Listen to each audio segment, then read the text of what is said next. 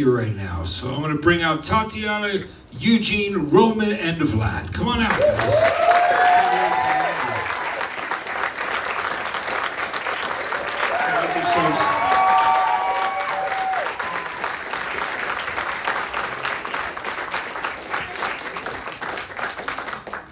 Guys, welcome. It's so good to have you here at the Grammy Museum. It's pretty amazing, you know, to think that you guys have already, in just a matter of 3 years, done 5 tours already in that period of time, even with COVID off. But I think it's great that you just finished your most recent tour, and I wanted to talk to you about that. But can you first tell me, Eugene, would you and Tatiana kind of explain to me how you guys ended up meeting and becoming friends and wanting to work in a band together? Oh my God, I think I should start. You want to start with that, Tatiana? Yeah, because the history started with me and the Roman. You and Roman, 2009. We are the OGs. Yes. Okay. Yeah. So that's a really complicated and long story. So there was a band, and there was another band in our native city, and we were like friends. And then my band just fucked me over. And I said to myself that I would never ever join another band, because I really tried to make this band go on, but they didn't see any future for this band. So I said, and then JINJER, actually, they invited me to replace our brother Max, who lives here. So in JINJER there used to be a male vocalist. He left for the US and he stayed here, and the band JINJER, they had a show going on, like coming up. And they asked me to help them out, and I said, yeah, okay, whatever. So I helped them with one show, and then I stayed there forever. Yeah, stuck. And actually, after this show, like, the guitar player of JINJER, like, my friend, really good friend, we're like every day hanging out. So, hey, can you play like the guitar for me, like for the band? Oh, of course. And now I'm here. It was like, yeah, of course, no problem. Like, and I have time, so. And Max is here in the studio. Yeah, Max is First here. vocalist of JINJER. Our original vocalist is here. Where is And Max? it's so cool that we keep in touch. I love that you're still all friends, and I think that's a good thing. That's great. Well, in this land, we have to keep in touch, you know, the Ukrainian community. Yeah. So tell me about, speaking of, what is the music scene like in the Ukraine where you're from? Is there a big rock scene there? Are there quite a few bands? Is it small? What can you describe it for us? Kind of what if you were explaining to people what the music scene was like and the musicians? What is it like there? Well, if we're talking about any sort of extreme music, anything which is a bit heavier than just radio or rock song, there is simply no scene in Ukraine. It is absolutely underground. It is just a matter of, you know, playing shows for 200 people, 300 people. It's like hobby for people. Like. Yeah, definitely not. I'm not even talking about making money on this. It's not even self-rewarding in terms of, you know, the art, because you have like 4 or 5 places around the whole country where you can play for 300 people. How long will a band last on this? Yeah. You have to really love doing what you do to keep going. Yeah, and it keeps going like this for all 3 decades of independent Ukraine, since the collapse of Soviet Union. Nothing really changed. Over these 30 years, there were a couple of prominent bands, each in their, let's say, era, who kept on going for 5-6 years, and all of them ended up just breaking up, because everyone has a tank, and by some point the tank is empty. Yeah. But I think it's amazing how you guys have continued on. I mean, with the basis of the band really starting around 2010, even 2009, and here you guys are going into 2022, and just have kept at it. Now, on your early tours, when you were first starting to play around, that you were doing that with your own money, supporting yourselves to get around and do the shows, right? I remember I was paid the salary. The very next day I was at rehearsal, and straight from rehearsal we just jump on the train and go to another city to play a show for our own money. So everybody got a salary. It was the end of the month. Yeah, we paid for our own tickets, our own food, a place to stay in a different city, and yeah, also for everything else on the way back. So that's how we all started. Investing. It was sort of investment into our own future, but the problem is that none of us was seeing this like investment. We were just having fun.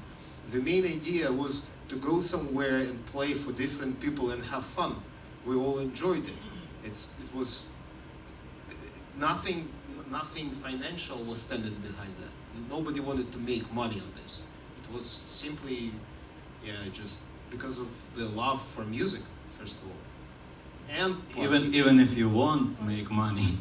You cannot make money from this music in Ukraine. But party also, I mean, after parties and the whole thing around a show was also a big thing. I mean, I have to confess, I did it partially because I enjoyed the whole thing.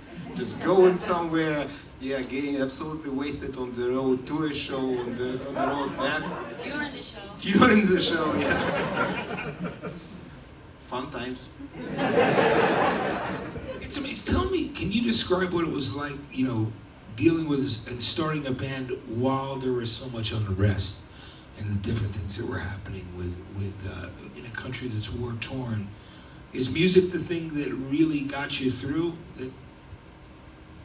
Do you remember those days? Yeah, the war started in 14, and I think everybody knows that we come exactly from the area where the war is. And when we moved out, we still were a small band. Yeah, we just came back from a tour in Europe, our first tour around the EU, and we were pulling like 40, 50 people a show, just playing small bars. So we got back home, and the war started.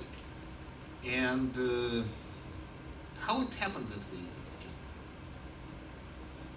We just play shows, and that's it. Yeah, we simply moved to Lviv, settled and there. Then we started starving. Remember? Yeah. We couldn't afford food. Just so zeros in the pocket, yeah, nothing. Zeros. Yeah, and the only source of money was shows.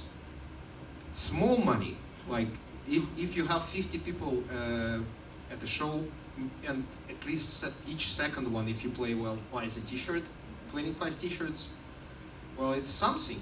And so it stopped being all about fun and party, and now it started to be like Survival. it has to be our work. It was not the job. It was surviving. Yeah. Surviving. Yeah, I remember I was trying to find a job in Lvov when I moved there, and I just couldn't. I couldn't. I went to a number of places, just gave them my resumes, CDs, and nobody called me back. So no other choice, music and playing show, as many as we can. I was in charge of booking the band in those days, and I was just mailing every day any single contact I had. Everyone. I was trying to, make friends with someone out there in a different country and bring this band there. Make them bring this band there. And At the time I played Romania a lot, I think, because it was close, and we got a couple of shows, like, it's no problem, like, not long way to go, so it was an option for the time. And it is really interesting to tell how it was built, the whole, how the band worked. why Roman mentioned Romania. We had a very good partner there. The company, small booking agency was called, and still is called, they still work, Cavalieri Events. They brought us first time back in 2013. It was our first tour ever, just first tour ever. We played some shows in Romania and built some fan base. So when the war started, we were in need of the shows, and Cavalieri Events helped us again. They gave us as many as possible. We were playing villages. Târgu Mureș. Do you remember Târgu Mureș? To stay out of harm's way and just to keep busy and keep going and keep playing. Yeah, that was the idea. Yeah, our favorite show where no one showed up to our show. Yes. I didn't even change my clothes, like wearing dirty hoodie and some jeans, and playing in front of two people, owner of the bar and the owner of the bar who was sound like he helped with sound. I played like this till today. I'm not changing my clothes. Oh, yeah. Well, you look This good. is his stage clothes, by the way. Glad you're doing And it. he sleeps in that. It's working. That's the stage clothes. It's working. It was Kimpuluk. The place where no one showed up was Kimpuluk. And it's funny because this year we played a festival in Kimpuluk as a headliner. Everyone showed up. There were a couple of thousands of people. Yeah, It's amazing how, just the perseverance and just not giving up and keeping going and making music has been the thing that's made the band successful, which is great. Can you tell me also, Tatiana, there was a story I'd heard about, like literally because of, just the situation with the war and everything else, that sometimes if you needed, before you got on stage, to have like eye makeup, eyeliner, you use the end of burnt matches. That's what Yeah.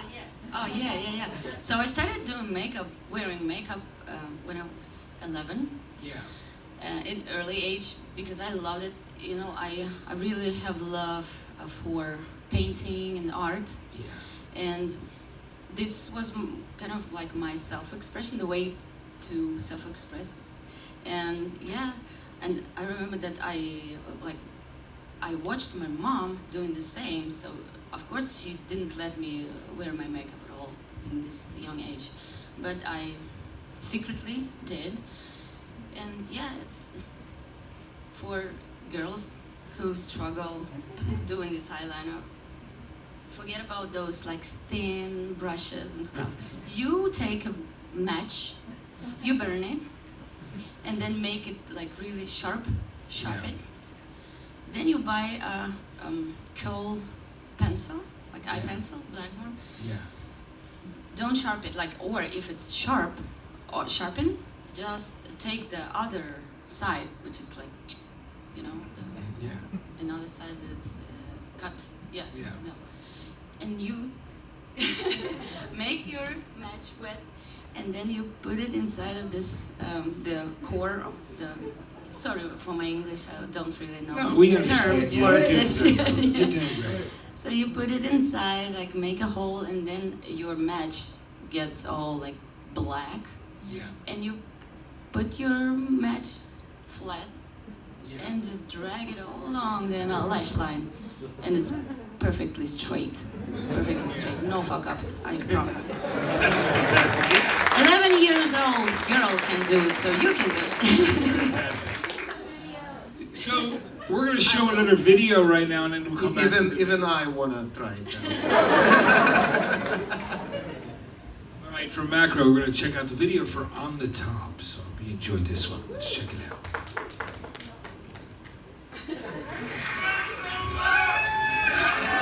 What is this? Now we're slowly climbing to the very top of this world. Together with you, of course, Australia.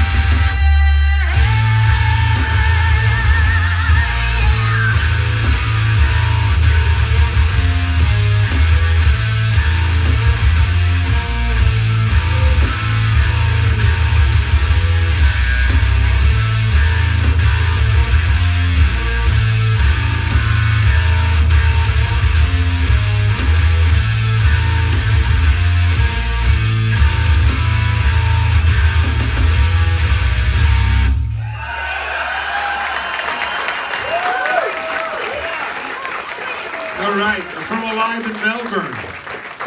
A great performance on the top. You know what? The thing that's so great is all the time signature changes and the things that you do musically as a band. It's for me, it's really, and a music fan, a rock fan, really fascinating, but it gives you so much to grab a hold of. I love all the different things you do with time changes, besides what you do, just literally the way you change your voice, Tatiana, from so many different ranges to sing so differently, and then to sing with so much balls and like we said, certainly she kills it. I mean, you rock. I mean, yeah, like to me, she'd give any man a run for his money when it comes to being ferocious up front, right?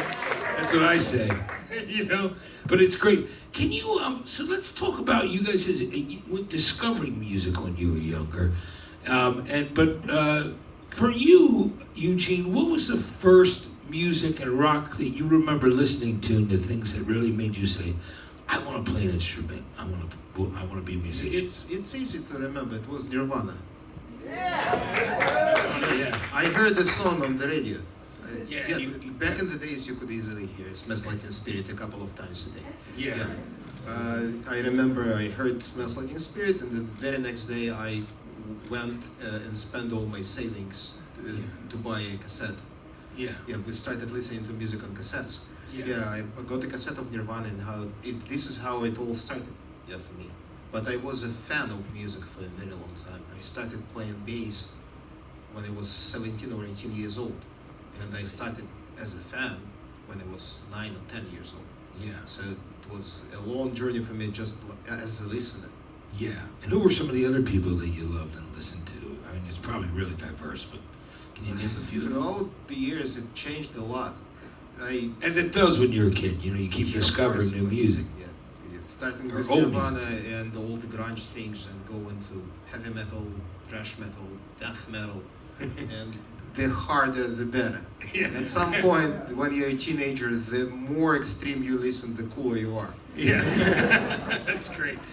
And speaking of which, before I move on to everybody else, one of the cool things that I was told that, you switched to a 5-string bass to fill up the sound when you decided you were going to just have one guitarist, right, working with Roman. So tell me about that, because it really does do so, it just feels so full the way that it works with the band. It is partially true, but I didn't switch to a 5-string bass because we have only one guitarist in the band. I used to play 5-string bass when we had 2 guitarists. I just used it in a different way. In fact, I can play 50% of our songs on the 4-string bass. 5-string and only 5-string works for the latest record, Wallflower, and maybe Macro and Micro. All the previous stuff I could easily play with 4-string bass. The thing is that once you have one guitarist gone, not gone, but just gone from the band, and it already gives you a lot of opportunities as a bass guitarist because you have more space in the arrangements. But what really made bass more prominent in our band is not the leaving of one of the guitarists, but when Vlad joined the band, and his drumming really gave space to the bass, because he is not just he's not a metal drummer. He Just plays, not Dublin, like he Very plays, playing around, yeah. Yeah, I mean, it's incredible because he can play so many different styles and different patterns. styles, and he doesn't always do that. This usual, let's say, traditional metal style when you just follow the guitar with the double kick. He does it in a different way many times, and this really gives a lot of space and air for the bass guitar. Yeah, a lot of places, so it's in pocket, so it kind of rolls. Exactly, Yeah. exactly. This is the very good word in pocket. It helps me to play with him in pocket while the guitar is playing on top of us. This is how the arrangements is built. Yeah, and I love the way that sounds. It's great. I mean, there's certain bands that I've loved like that have that kind of thing going on, like yourselves. Tool, of course, is doing that too. Danny Carey. And those guys. It's somewhere there. Yeah. Somewhere, not exactly the same. Yeah. That's great. Tatiana, tell me about you as a singer, because who were the first? What was the first music you heard that attracted you, that made you want to sing? And do you remember what that was? And who are some of your favorite influences? So when I was a very little kid, I wanted to dance. I didn't know that I could sing, so I wanted to dance, and I really love Latin American dancing and stuff. And then I heard, what did I hear? I don't remember. So when I got older, and I become 8 or 9, I started singing some pop music, Russian pop music that I don't really remember. So I had my first performance with my dad playing guitar, and I was singing this stuff, and a lot of people were just like kind of throwing rotten tomatoes into me. Not really, but still they didn't like it. Yeah. And then I heard, I had 2 cassettes. One was Boney M. If you ever heard of this band from Germany. River of Babylon. Rivers of Babylon. They covered that classic melodian song. So disco funk and stuff. And the second cassette that I had was a Russian heavy metal band called Aria. So nothing else. So every day I listened to those 2 cassettes, and that's how we came up to this type of music. Boney M were huge, you know, over metal. Europe and all over Eastern Europe and all over the UK. Boney M were, I mean, that Rivers of Babylon was one of the biggest singles of its time, I think, when it came out. And then they continued to do that. And it's cool music, actually. I personally like it. Yeah. Yeah, I always played it at almost every party that I throw. Party music. In a bus. Yeah. It's considered classic, and you know, for that era of pop, and they were around for a long time, 70s and 80s. So, but that's cool. I think that's great. But it's like you said, it's very diverse, and it shows in your style of being able to just put that ferocity, which is the word I used a lot. That's how ferocious it sounds, and also the huge beauty of love melody. for metal and for pop music and different genres. Like, I cannot choose one, so let's just mix them all up in Ginger's music, and that's cool, you know. But you have to mix it with some formulas, you know. We have some formulas for that. Yeah, so it's not all like mindless. It should not be bunch of patch blanket. It should. So even if we imagine music as a sort of a puzzle, it must be a perfect puzzle with each piece connected to each other perfectly. Once you have something in between, any gap, or it just doesn't match, so it's not there, and it should not be out. Yeah, and this is how we actually approach music. We keep building a song up to this point when we will consider it to be perfect. Yeah, when everybody agrees on that, that's awesome. Now, Roman, I'm going to ask you about music you've discovered, and what made you want to pick up the guitar.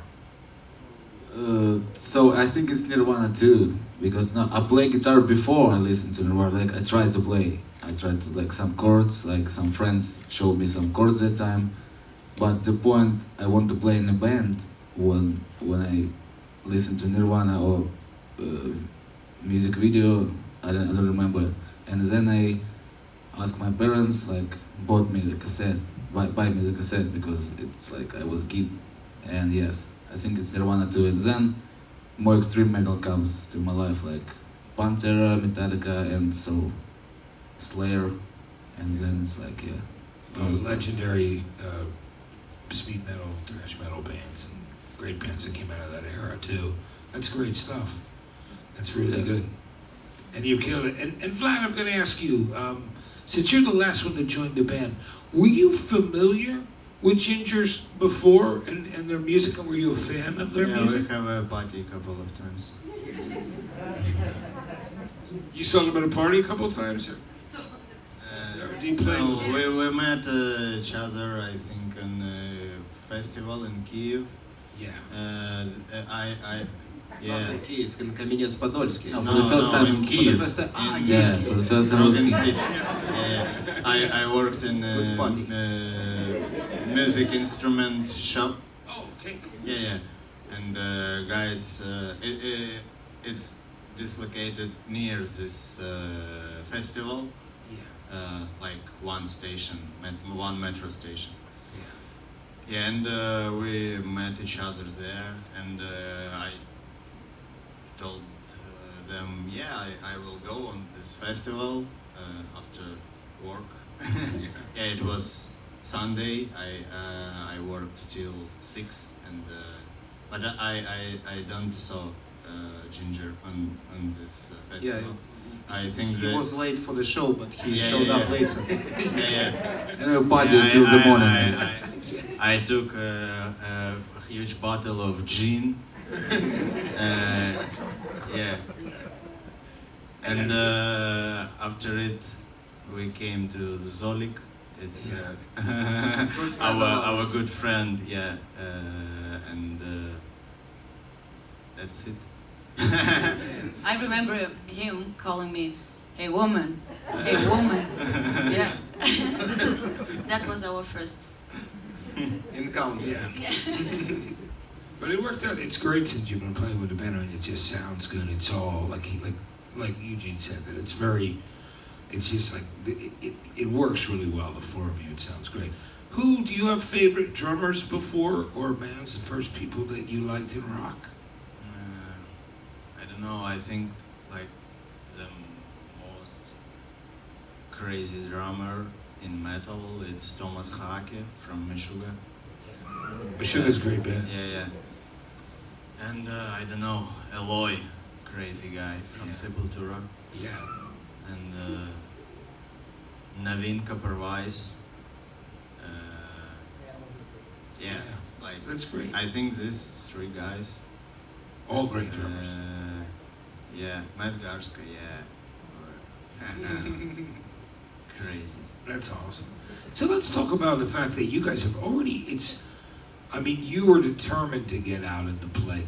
Tell me about the first tour, because you've actually played in Los Angeles about three or four times now, right? So, and I know because I was wearing the Whiskey Go-Go hoodie today, and your first show was there, right?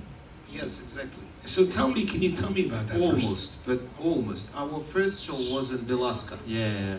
Yeah, we supported Cradle of Filth, but Whiskey is the first place we played our headline show. In Los Angeles, yeah. Devil. But before that we played with the Driver, and after that we played the headline show. Yeah. Yes. Thank you for the reminder. Yeah. Now it's amazing. You've already done like 5, like we said earlier. You played like almost 5 tours already, and that's in a matter of a few years. You guys have just kept being road warriors and getting out and playing live, which is great. You also, didn't you kiss your girlfriend the first time in front My of wife. Your wife? Yes. You kissed your wife the first time in front of the kissed Whiskey? Exactly, just in front of the Whiskey. Yeah. Oh, that's fantastic. She was too beautiful. She was too beautiful to stand the temptation, and I kissed her. Yeah. I And think that's I never fantastic. regret. I Isn't that never great? regret this. Wait a second. Well, Whiskey Go-Go was helped me to get married to my husband too. So Whiskey Go-Go, thank you so Yeah, much. whiskey. So it's a good luck thing with a whiskey thing. So anybody out there might be a good Good romantic thing. energy. So where's Yeah. the I next don't tour? know, but there is Me definitely something and about Roman this just place. smoke and drink. Just marry each other. Sorry.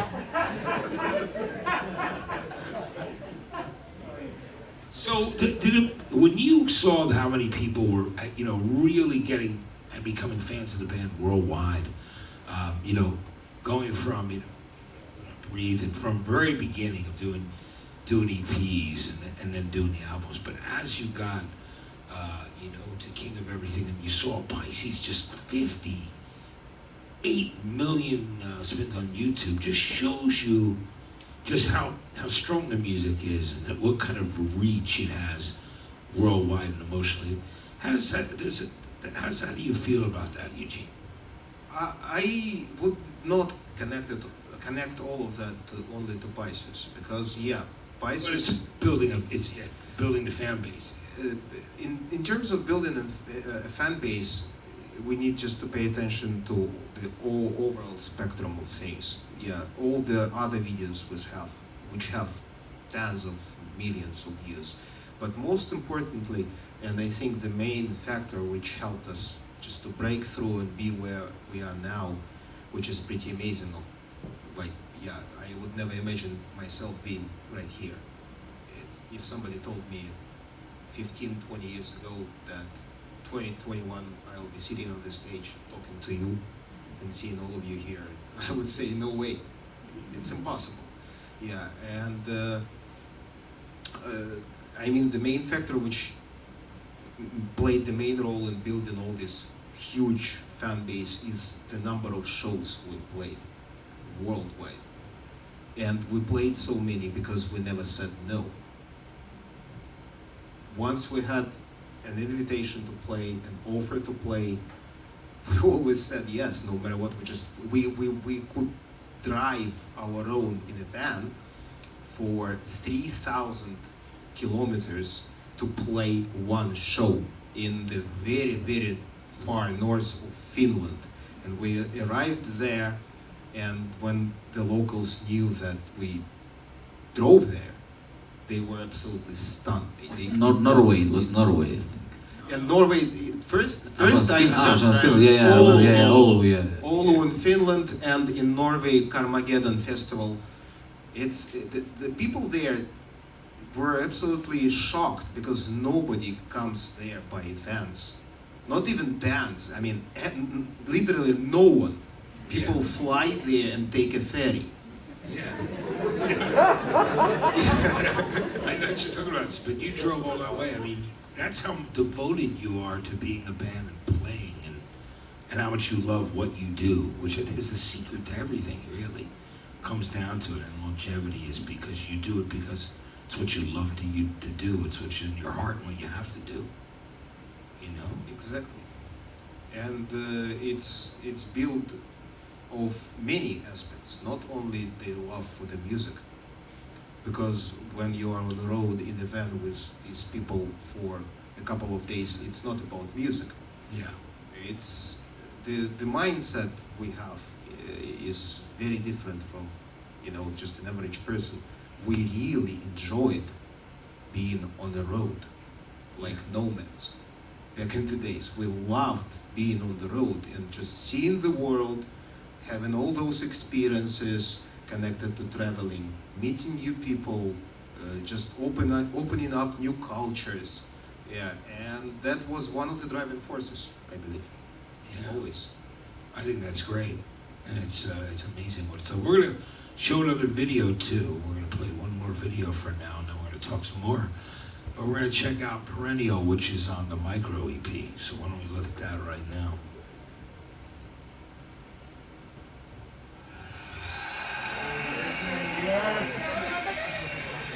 Dankeschön, Germany.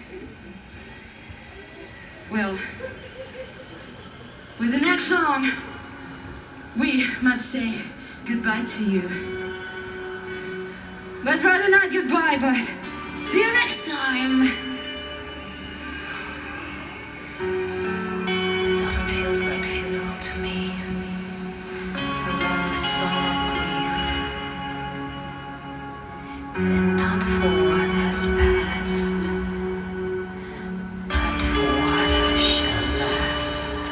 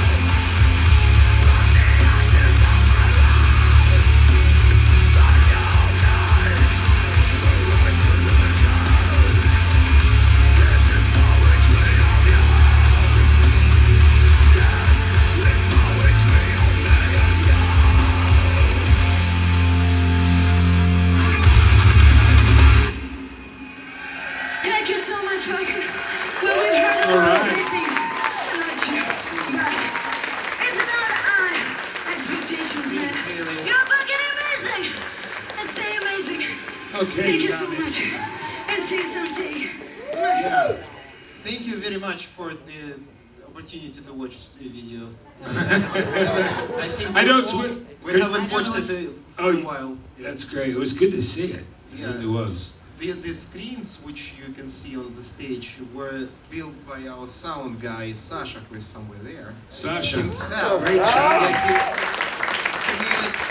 He made those himself out of parts which he bought in a sort of a Home Depot Yeah. store. Just yeah. Yeah, it looked great. Not bad, and I'm sure we are the only band for the entire history of Wacken festival who played on the second stage of Wacken and came there by their own van driving it. Yeah. I just realized we arrived at the site a couple of hours before the festival. Yeah. Can you talk to me about how you got involved with Napalm Records? Great label. Decided to work with you guys. Tell me about your relationship and how that started. 2015, after we released Sit Stay Roll Over video, we got an email from them, and then we decided like, okay. That's how it started. It's interesting. We never sent any demos anyone. We knew it would never work. We never wasted our time. Yeah. We released songs independently on the internet, made our own videos, and it worked somehow. And then all of a sudden, after a certain video, which was Sister Rollover, yeah?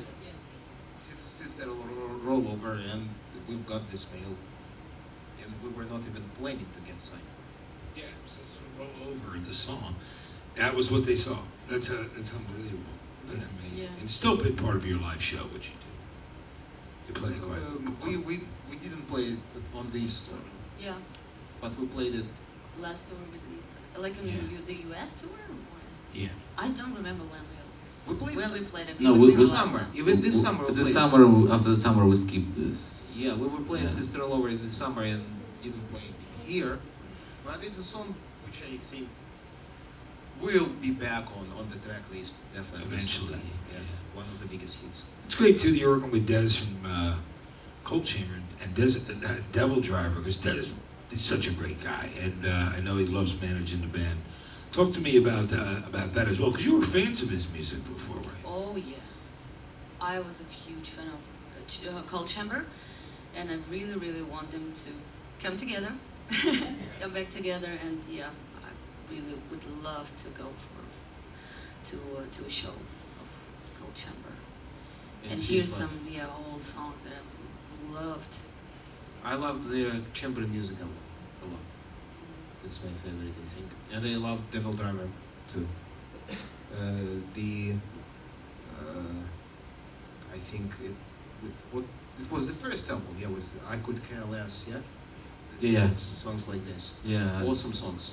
Yeah, it was like for the first time, the one guy who, like the cassette or the CD, I don't remember. It was like new band, like for us, Devil Driver. Like it was like, what the fuck? What is that? I didn't even know that the vocalist of Yeah, Devil Driver yeah. is the guy from Cold Chamber. Yeah. I didn't Yeah. know that because Dez there and Dez there look very different.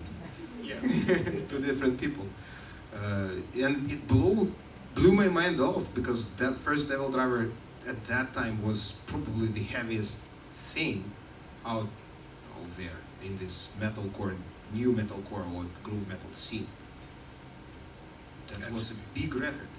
Yeah. Still listen to that record up to this day. That's great. And let's speak about your latest album, Wildflowers. Talk to me about getting off the road and going home. Tell me about the process of making the most recent record. Call me some. Process was in Kiev because Eugene and Tatiana was in Los Angeles during the couple of months during the COVID. Yeah, when the Yeah.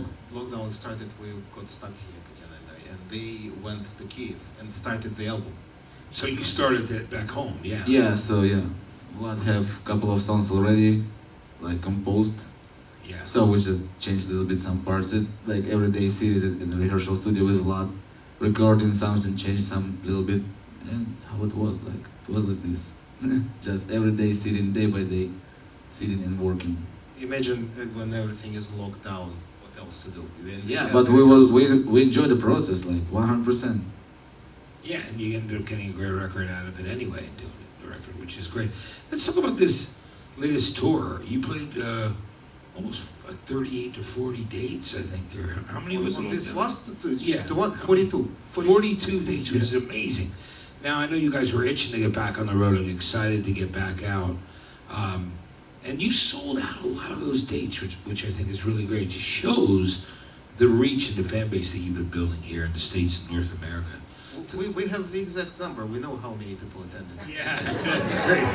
That's good to hear. So Eugene, it's already an army. I mean, Yeah. if you put all of them together, it's a power. That's a very good thing. Tell me how the experience was touring this time around, because it's not, with the COVID restrictions. Stressful. It was stressful. When Vlad, before the first show, tested positive, it was like a shot in the head. I was almost... Not in the head, in the leg. Yeah, maybe. In the neck, in the ear. Yeah, but we managed to pull it off somehow. I don't know how. It just happened to be so, because first it was Vlad, then Vlad got back after a couple of shows. We played 2 shows with backing tracks, drumming backing tracks. Then he got back, we played a couple of weeks, and then it was All Hell the All Eight. Hail the 8, yes. Yeah, they dropped off the tour. They got back on the tour, then it was Suicide Silence. A couple of shows without them. And I was, during all of these days, I was just sitting and waiting. Okay, who's Just next one? statistically. Is it me, or Roman? Or maybe her? Or maybe him? Yeah, you get all It's like a suspicious, Russian, it's like a Russian roulette. So imagine the amount of stress. Yeah, and then and you did European dates before that too. Like, was it 24, 14 or something like that? 17. 17. It was That's like great. warm up, like warm up before the big tour. Yeah, how were those shows over there? Amazing. I don't know, after this like sit at home, like fuck a while. So every show, even with the COVID restriction, even sitting shows, like we enjoy all the shows. We had only 2 sitting shows, right? We had 2 shows which were like seated, like you guys do. People were seated. Metal shows. But it's something. Yeah, it's me. Definitely. Let's agree upon this, once and for all. Yeah. And in some places, what is really cool about that tour which we did in Europe is that in some places those were the first shows after the pandemic. So That anybody had seen. nobody came and played. Just the venues were closed, and we were the first ones to come and play. Yeah. And seeing local crews, promoters, just all the people involved, how enthusiastic they were about the shows. Yeah, they seen their fire in their eyes. It's very motivating. I felt really pumped up just because, well, I did help those people to feel happy. Yeah. Gave them their job back. So it was cool. Yeah. Well, I'm glad you did that.